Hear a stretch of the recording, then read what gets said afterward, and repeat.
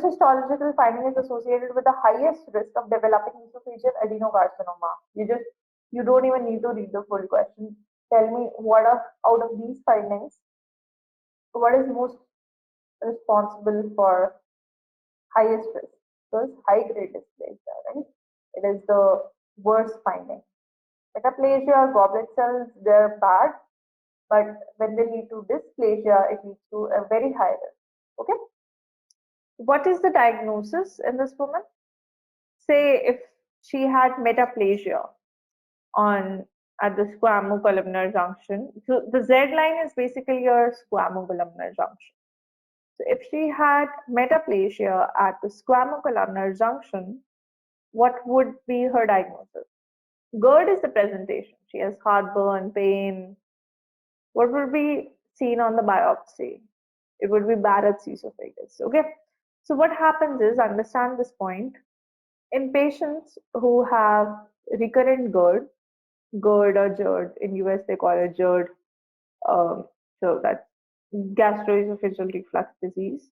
There is a lot of acid that regurgitates into the esophagus, right? There's acid going up. Now this esophagus, it has what type of mucosa? What is the mucosa of esophagus? Squamous, right? You have squamous epithelium. What about the stomach? What is the type of epithelium in the stomach? You have columnar, okay? So what happens is, when there's a lot of reflux, there's a lot of acid that is going from your stomach to your esophagus, and what that is causing is, now the esophagus, the epithelium of the esophagus, that squamous epithelium, it is not made to succumb to high acidity, right?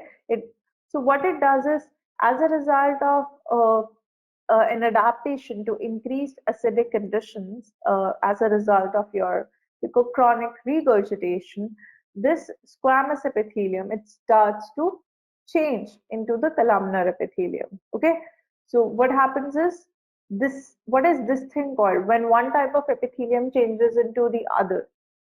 It is called as metaplasia. So this is as a result of an adaptation because of the chronic acidity. The squamous epithelium, it is not favorable to hold to a lot of acidic conditions, and therefore it has to change to a columnar epithelium. It would develop goblet cells. So this is what is called as the Barrett's esophagus. Okay, Barrett's esophagus, it is a risk factor for esophageal carcinoma. Okay, so Barrett's is a risk factor for developing esophageal carcinoma. And what happens is, in Barrett's, there's only metaplasia. Metaplasia just means changing of one form of epithelium to the other. But what happens in dysplasia there? In dysplasia, there is your high nuclear to cytoplasmic ratio, right? You see, what are some of the other characteristics that you see in dysplasia? Loss of polarity, you'll have anaplasia, right? So all of those things would be the precursors to developing cancer.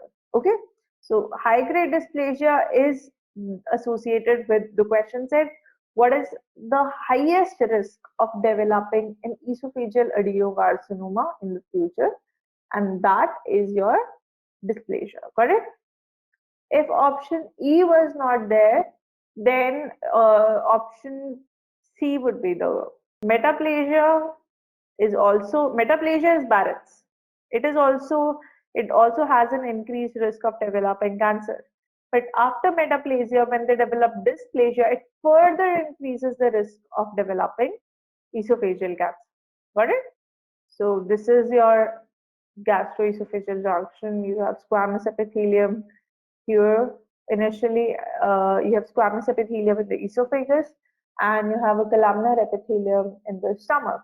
So as a result of chronic acidity, the columnar epithelium starts going above the gastroesophageal junction, and you have squamous columnar junction, and goes up. Okay, so that is the metaplasia, which is characteristic of esophagus, Barrett's esophagus.